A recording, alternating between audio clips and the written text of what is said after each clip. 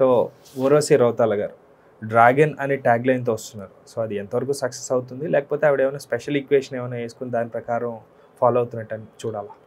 ఊర్వశి గారు మన బాబీ గారు ఇంట్రడ్యూస్ చేశారు తెలుగు ఇండస్ట్రీకి. నాకు తెలిసి వాల్తేరు వేరేలో సాంగ్ ఉంది, తర్వాత డాకు మహారాజులో సాంగు కొన్ని సీన్స్ కూడా చేశారు పోలీస్ ఆఫీసర్గా.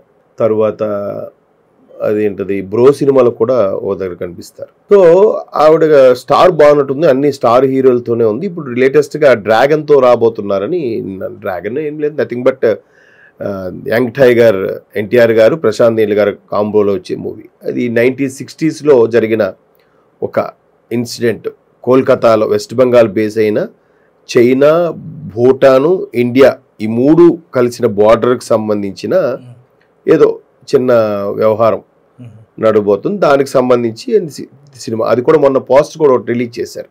ప్రశాంత్ నీల్ గారు ఇలా చేయి పెట్టి ఏదో కమెంట్ చేస్తున్నట్టుగా వరుసగా ఒక 1000 మంది జనాలు, క్రౌడు, పాత అంబాసిడర్ కారు, అంటే 60s అవే కదా ఉండేవి. సో మళ్ళీ at the same time Prashanth Neel గారు ఒక డార్క్ షేడ్, యాష్ కలర్ షేడ్లో ఫిల్మ్ అంతా కూడా అదే దీంట్లో రన్ అవుతూ ఉంటుంది.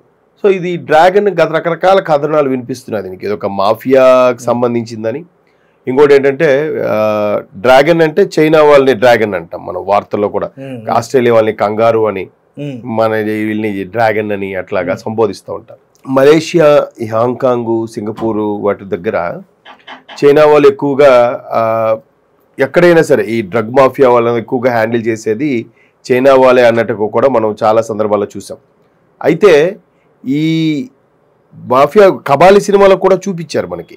చైనా వాళ్ళే ఎక్కువగా దాన్ని ప్రోత్సహిస్తుంటారు, వాళ్ళ తాలూకాలు ఎక్కువ మంది ఉంటుంటారు అన్నట్టుగా. సో ఇప్పుడేం జరుగుతుందంటే దాని మీద బ్యాక్ డ్రాప్ మీద తీస్తున్నారా లేదా రాజకీయ నేపథ్యంలో ఉన్నదాన్ని తీస్తున్నారా అనేది ఇంకా పూర్తిగా స్టోరీ రివీల్ అయితే కాలేదు. పెట్టారు. బట్ ఏదో ఒక సాంగ్కి పిక్చరేషన్ RFCలో ఆల్రెడీ సెట్ చేశారు, స్టార్ట్ అవబోతుంది. దట్టు యంగ్ టైగర్ ఎన్టీఆర్ గారితో ఆ సాంగ్ ఉండబోతుందని కూడా ఉంది. బేబీ అందువల్ల మీరు ఆమె చాలా అదృష్టవంతుడు. ఎందుకు వరుస కదా బాలయ్య గారు, చిరంజీవి గారు, పవన్ కళ్యాణ్ గారు, ఇప్పుడు యంగ్ టైగర్ ఎన్టీఆర్ గారితో ఊర్వశి రౌతల ఆమె ప్రతి నెక్స్ట్ మూవీకి ఒక్కొక్క సూపర్ స్టార్ తో చేసేస్తుంది ఆమె. కానీ హీరోయిన్ అనేసరికి ఎంత వెయిటేజ్ ఇచ్చినా, ఓన్లీ హీరోయిన్ ఓరియంటెడ్ మూవీస్ తీసినా, లైన్స్ అలా తీసుకున్న స్టోరీస్ ఎంత ఫేమ్ వచ్చినా లాస్ట్కి ఫేడ్ అయిపోవాల్సిందే. అవును. ఇప్పుడు ఆమె ఎంత సూపర్ స్టార్స్ తో చేసినా, సావిత్రి గారు ఉన్నారండి, ఎన్టీఆర్ గారు సూపర్, ఇంకా అసలు మనం చెప్పక్కర్లేదు. సావిత్రి గారికి ఉన్న పేరు కూడా అంతే. కానీ ఇద్దరితో కంపేర్ చేస్తే మాత్రం సావిత్రి గారికి కొంచెం తక్కువగా అనిపిస్తారు. ఇప్పుడు హీరోయిన్ కి నాకు తెలిసి మీరు అడిగింది అర్థమైంది నాకు. ఇప్పుడు హీరోయిన్స్ లో ఎక్కువ రోజులు ఫేమ్ లో ఉన్న నటి నాకు తెలిసినంత వరకు రేఖ గారు, శ్రీదేవి గారు ఎక్కువ కాలం. కొన్ని ఇప్పుడు కూడా రేఖ గారు అలాగే ఉన్నారనుకోండి, వేరే విషయం. ఆఫ్ కోర్స్ శ్రీదేవి గారు నో మోర్, షీ ఈజ్. అయితే అలాగా అందరూ మెయింటైన్ చేయలేరేమో. పెళ్లి చేసుకున్నాక కొంతమంది ఫేడ్ అవుట్ అవుతారు, కొంతమంది పెళ్లి చేసుకున్నా కూడా కంటిన్యూ అయ్యే వాళ్ళు ఉన్నారు. మళ్ళీ ఇప్పుడు సెకండ్ ఇన్నింగ్స్ అని స్టార్ట్ అయింది, థర్డ్ ఇన్నింగ్స్ కూడా స్టార్ట్ అవుతారు కొంతమంది. అయితే దీపికా పదుకునే వాళ్ళు పెళ్లికి కూతురుతో కలిసి ఇద్దరు కూడా యాక్ట్ చేసిన కొన్ని మూవీస్ కూడా ప్లాన్ అవుతున్నాయి. సో అంటే అది డిపెండ్స్ అపాన్ వాళ్ళ శరీర తత్వం. కొంతమంది సరైన ప్లానింగ్ లేకపోవడం.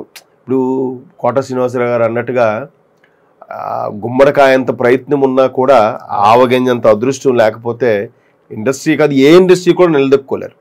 కాకపోతే చాలామంది చెప్పేది ఏంటంటే నిలదొక్కున్నాక బా సూపర్ టాలెంట్ రా, సూపర్ హార్డ్ వర్క్ రా, ఎంతో కష్టపడ్డారు రా, అందరూ పడతారు. ఆ కొందరికే కలిసి వస్తుంది. అట్లా నేను ఆ కలిసి వచ్చే మార్గం ఉన్నప్పుడు ఆటోమేటిక్గా ఆ వేళ తీసుకెళ్తుందేమో నా అభిప్రాయం. మనం పరిగెత్తక్కర్లేదు. కదిలే గోదావరిలో మనం ఒక పుష్పం అయితే అలా పడితే గోదావరి లాక్కుపోతుంది. అది అంటే చాలా మంది దాన్ని ఒప్పుకోరు. అలా అయితే కష్టపడేవాడిని కూడా కష్టపడనివ్వకుండా బ్రేక్ వేసినట్టు ఉంటుంది కదా అని చెప్పి అలా చెప్పనేవారు. కానీ వాస్తవం మీరు ఏంటంటే మీరు అన్నట్టు నిజంగా ఆ రాత అలా ఉంటే ఎలుగుతూనే ఉంటారు, కానీ లయన్ కలిసి పవర్ కట్ చేస్తారు. అవును. హీరోలకి అలా కాదు. అంటే లాంగ్ బ్యాక్ నుంచి, ఫ్రమ్ డికేడ్స్ నుంచి మనకు వస్తున్నది ఏంటంటే hero oriented, hero family base ఇక్కడ ఉండటం వల్ల ఏమో అనిపిస్తుంది నాకు ఒకసారి.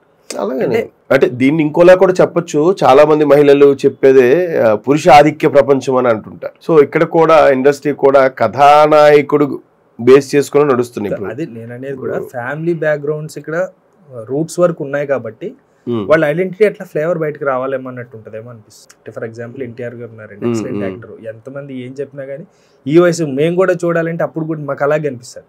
అంత పిక్చరైజేషన్, ఆ క్యారెక్టర్స్, ఆ డైలాగ్ డెలివరీ కానీ అంత హైలైట్ ఉంటుంది. తర్వాత బాలకృష్ణ గారు అంటే రూట్స్ అంతా హైదరాబాదే కదా, తెలంగాణ లేకపోతే ఆంధ్రప్రదేశ్. కాబట్టి ఆ ఫ్లేవర్ అనేది ఇక్కడ ఉంటుంది అంటున్నాను నేను. కాబట్టి అలా హీరోని ఎలివేట్ చేయడం లేదు, అది అలా ఉండడం వల్ల హీరోని కాపాడుకోవడం అనేది కూడా కరెక్ట్ కాదు. వాళ్ళ అంటే సర్టెన్ ఏజ్ వచ్చిన తర్వాత, నేము ఫేమ్ వచ్చిన తర్వాత దాన్ని కాపాడుకోవడం కష్టం. నేమ్ ఫేమ్ వచ్చిన తర్వాత నాకు నేమ్ వచ్చేసింది కదా అని నోటుకు వచ్చినట్టు మాట్లాడితే ఇంకా ఫేడ్ అవుట్ అయిపోవాల్సిందే. మళ్ళీ కథల ఎంపికలో కూడా అఫ్కోర్స్ మళ్ళీ మాట్లాడదు, మళ్ళీ మొదటిగా వస్తుంది. ఆ కథలు కూడా రాత బాగుంటే మంచి మంచి కథలే వస్తాయి. అసలు ఏమీ లేని కథల్లో కూడా ఎందుకంటే ఇప్పుడు మన లైఫ్ పార్ట్ చేసుకున్నారు ఆయన, సునీల్ గారు ఉన్నారు, ఎక్సలెంట్, అసలు సూపర్ హిట్ అయిపోయింది. ఏది రామ్ తీశారు, మర్యాద రామని తీశారు, రాజమౌళి గారి చేతిలో పడింది. కానీ అది మళ్ళీ అదే చోట్ల ఇంకొక నానుడు కూడా ఉంది.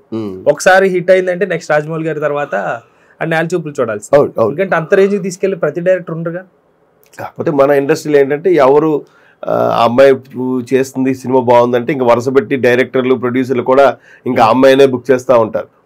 ఒకవేళ అమ్మాయి బాగా చేసిన ఒక్క సినిమా పోయిందంటే, అసలు హీరో ఓరియంటెడ్ మూవీసేగా మనకు వచ్చేవన్నీ కూడా హీరో ఓరియంటెడ్ మూవీసేగా, మరి ఆ అమ్మాయి చేయడం వల్ల సినిమా పోయింది అంటారేంటి? ఇంకా అమ్మాయి ఐరన్ లెగ్, ఆ అమ్మాయి ఉంటే సినిమాలు పోతున్నాయి, చాలా తప్పు.